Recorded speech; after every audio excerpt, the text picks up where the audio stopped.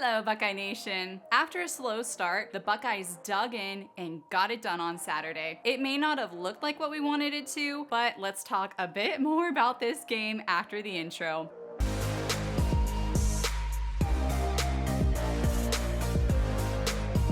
Welcome to Buckeye Football Fangirl. If this is your first time here, my name is Lisa and I'm the gal behind this channel. I love the Ohio State Buckeyes and I tend to get a little overexcited about their games each week. If you're watching this, I'm going to assume that you might love the Buckeyes just as much as I do, so thank you so much for tuning in. Saturday had the perfect start. I treated myself to a delicious mocha, I got a chance to hang out with two of my best friends, and I was beyond excited about that game. And I was so happy to see the Scarlet and Gray make their way onto the field. But the game did not end up looking like any of the predictions that I heard beforehand. What did you all think of that game on Saturday? Go ahead, leave me your thoughts below in the comments because I want to hear what your takeaways were from the game. Because while the score showed a convincing win, the Buckeyes started much slower than any of us would have preferred. Now, there were never any doubts in my mind about winning that game, but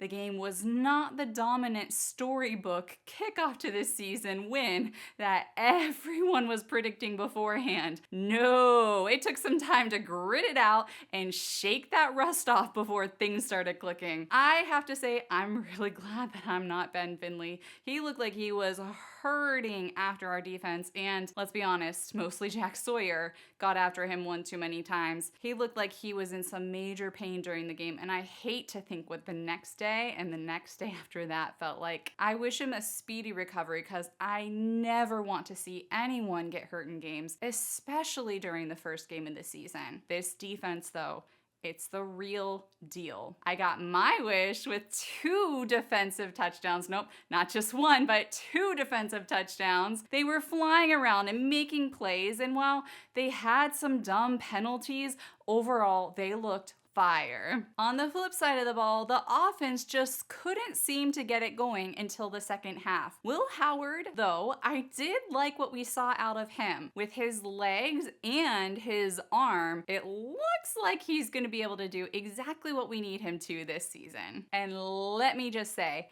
Jeremiah Smith, oh my goodness.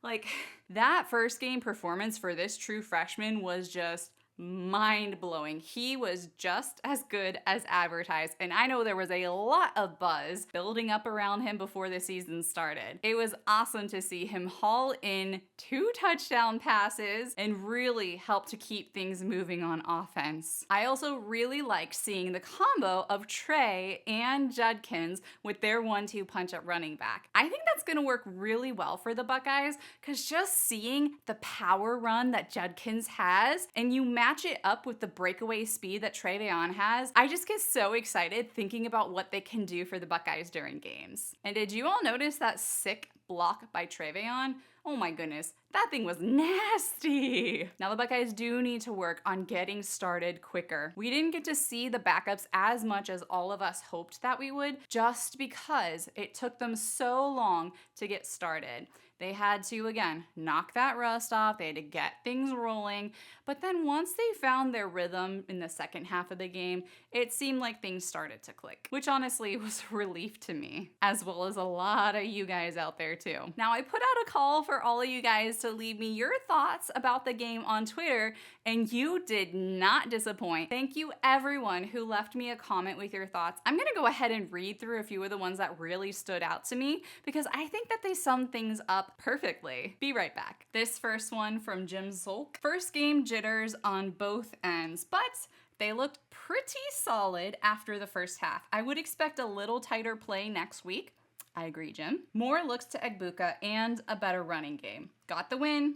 That's what matters most. I completely agree with this, and I too would love to see some more looks with Egbuka. I know Jeremiah Smith blew us all away with his performance during the game yesterday, But let's not forget, number 2 is super solid, and he has a bunch of stats to his name already. I expect nothing less than a stellar season out of him. From Josh R., for as long as I can remember, when they have to break in a new QB, the offense struggles in the opener. McCord struggled, CJ struggled, Fields not a whole lot, but the second and third quarters were tough to watch in that FAU game. Haskins played well, and JT struggled. I could keep going. So I think Josh makes a really great point here that whenever there is a new quarterback running things on offense, it's going to take time for him to get comfortable in that position, for things to click with the offense as a whole. And there's a couple other factors, which some of these tweets will talk about, that could also have impacted how they were playing yesterday. Not to mention, but we have a new offensive coordinator as well, and that is also something new for everyone to get used to. This one from Jay. Excited for the team. Disappointed Trevion and Emeka didn't get into the end zone. I see all the deserved hype for number 4, but I don't want people to forget about number 2. Completely agree with you there, Jay. This one from ZRich11. A lot of fans underappreciated Will's performance and the fact that he was able to do things with the ball that we didn't see last year. This is huge. I'm gonna pause here because this is so huge. We got to see Will do so many things that we haven't seen in a while, like use his legs to extend plays. That, hands down, was one of my favorite things that I saw out of Will. All right, back to the tweet. OL is and seems to always be a work in progress.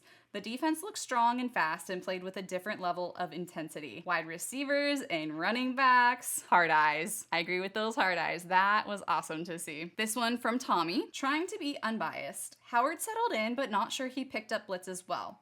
Run blocking average, but know they rotated a bit. / Jackson out. Arvell Reese was everywhere. He had a great game. I agree with this so much too, Tommy. I know that we were down an offensive lineman that's normally there, so again, that's another factor we have to consider in why things may have started slow. And then yes, you called it, Arvell Reese was awesome during the game. It was so great to see what he was able to do too. I can't wait to see him more throughout this season as well. This one from Brian Williams. Loved how Innis looked at punt returner. Oh my goodness, this had me so excited as well.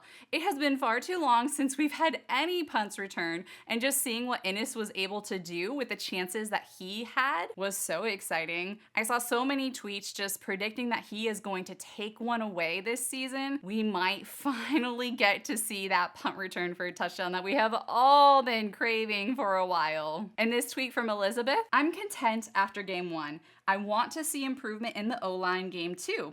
I think the rest of the O gels better game 2. Completely agree there. I think it's just going to take time for them to gel. It's going to take time again for them to get used to playing in front of a big crowd, for them to get back in the rhythm of performing during a game, and it's all going to look better the more that they get used to it. And then this last tweet from Trevor. I'm just happy Buckeye football is back. First game is usually always tough to watch. Hopefully, though, we're not a second half team the whole season. But as long as we beat TTUN, I'm happy. I could not agree with you more. While I don't want the Buckeyes to be a second half team, we know how stressful that can be as fans. As long as they win the games and as long as they beat TTUN, I am going to be happy too. So let's talk for a second about this game that we have coming up on Saturday.